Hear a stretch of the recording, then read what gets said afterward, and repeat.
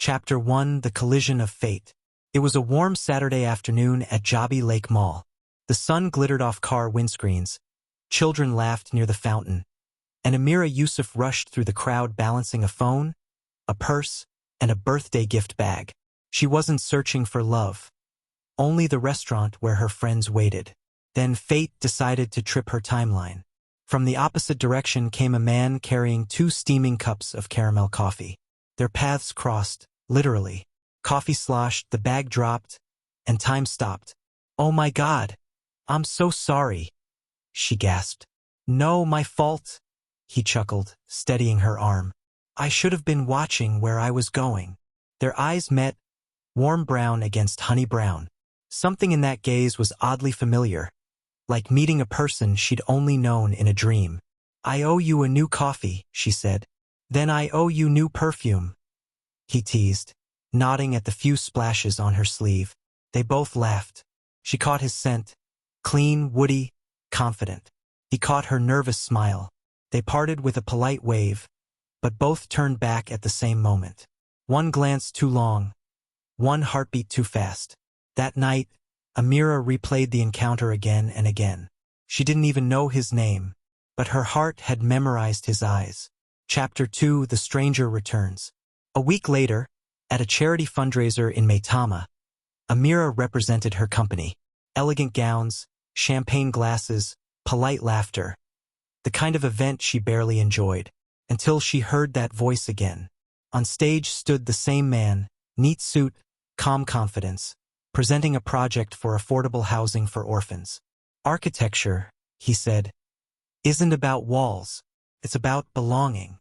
His name lit up on the projector: Zayn Idris, architect and founder, Homebridge Foundation. Amirah's lips parted slightly. It's him. After the event, she waited near the exit.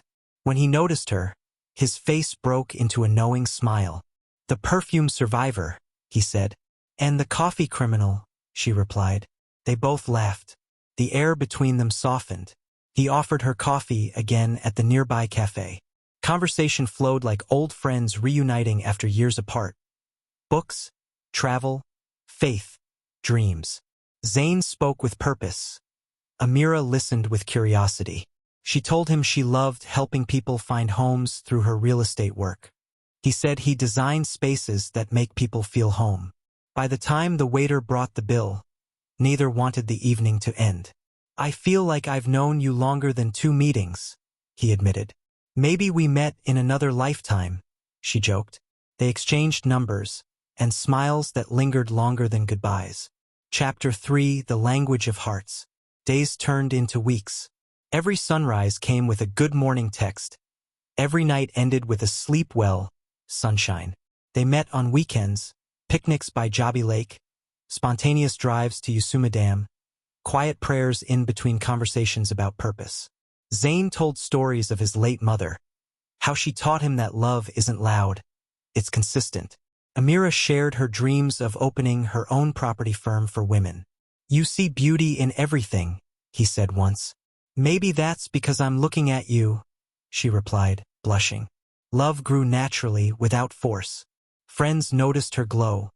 Colleagues teased her gentle humming at work. But just as everything bloomed, a storm brewed quietly. Zayn received a career-changing offer, a year-long project in Dubai. When he told her, she went silent. "A year," she whispered. "Just 12 months, he said softly. "Then I'll come back for good." And what happens to us during those 12 months? We hold on. We trust. That night, she cried alone but refused to beg him to stay. Love, she believed, shouldn't clip wings. It should teach them to return. Chapter 4: Miles Between Us. Distance changes everything. At first, they spoke every day. Video calls filled with laughter and "I miss you," then work consumed him. Calls became shorter, messages delayed, goodnights replaced by silence. Amirah waited by her phone, pretending to be busy. Her friends advised, if he wanted to, he would. But her heart answered, he wants to. He's just lost in the noise of life. One night she finally texted, "Zayn, I don't need grand gestures. Just your voice sometimes. to remind me I still matter. Hours passed.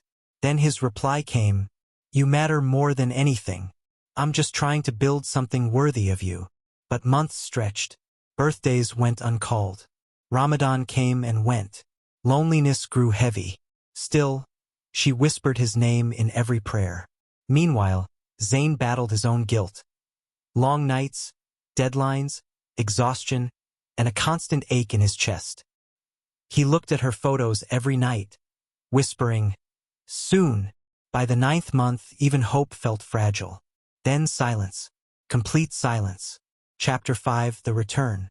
A full year later, rain fell softly over Abuja.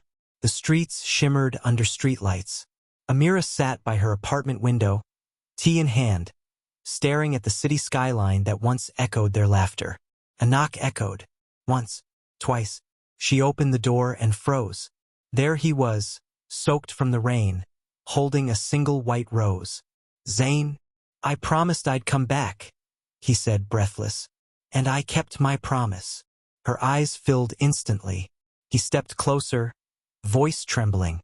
"I thought I could build dreams without you, but every design felt empty. You're the missing piece of every blueprint I draw."